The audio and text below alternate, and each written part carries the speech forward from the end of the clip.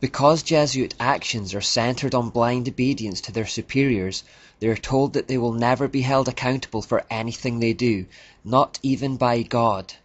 They are absolved of all personal responsibility as they become mere puppets for those that are higher up in the hierarchy. A professor told a student who was studying under him to become a Catholic priest, "You will never have to give an account to God for actions you do by the order of your legitimate superiors. If they were to deceive you, being themselves deceived, they alone would be responsible for the error you have committed. Your sin would be imputed to you as long as you follow the golden rule that is a base for all Christian philosophy and perfection, humility and obedience." See how deceitful this is. The superiors are basically saying, you'll never have to give an account of your actions to God, don't worry about it. This allows them to perpetrate any act in the belief that they are beyond judgment. If their superior tells them to carry out a murder, they think that if they obey, then God will not hold them accountable and will instead blame the superior. This is one method the hierarchy uses to overcome or bypass the conscience of an individual. When you combine this with the spiritual exercises that have taught them to suppress human emotion and imbued them with demons, you can see how they would become capable of some extreme acts of violence, and anything else for that matter. A second vital principle for Jesuits can be summed up in the phrase, "the end justifies the means."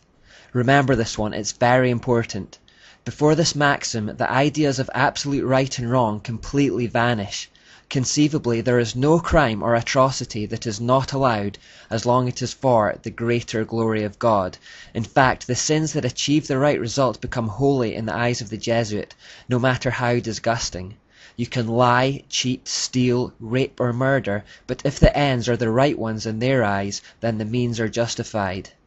This exact concept also exists in Islam, where lying, deception, murder and other atrocities become acceptable if it furthers the cause of Allah on the earth. A third twisted principle of the Jesuits is probabilism. If a Jesuit has in mind to do something but knows it is very probably illegal, if he can find the merest hint that it may not be, he is allowed to continue with his action. For example, if he consults 100 teachers or doctors about his intended action and 99 say that it would be unlawful, but then one tells him that it may not be, he can act on that 1% probability that it is in fact lawful. In fact, if the Jesuit can imagine any reason in his own mind why his action may not be unlawful, however unlikely, this frees him to do it. It's a form of self-deception, lying to yourself to try to keep the conscience clear.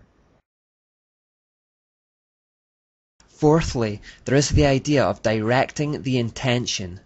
This is the idea that if the person meditates on something holy while they perpetrate something evil, the soul contracts no guilt or stain.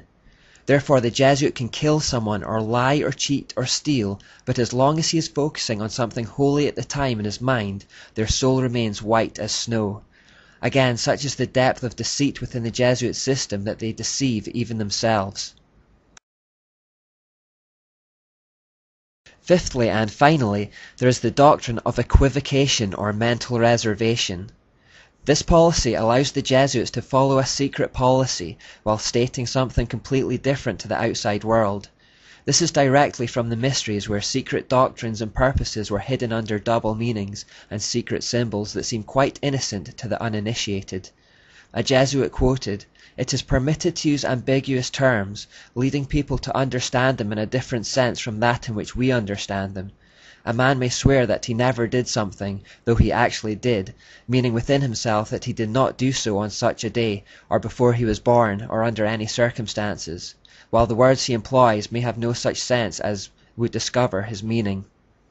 He goes on to say, "It is the intention that determines the quality of the action, and one may avoid falsehood if, after saying or denying something aloud, then add something under his breath that, if true, would make his statement the truth." So take this example. A Jesuit murders a man on a Thursday, and the police take him in for questioning and ask him if he murdered the man in question. The Jesuit replies, "I did not murder him," which is obviously a lie because he did, but then under his breath or mentally he adds the words, "on Friday." These inaudible words that he whispered to himself after the initial lie have now made the statement true. By doing this, Jesuits can permit perjury and, in their own eyes, remain blameless.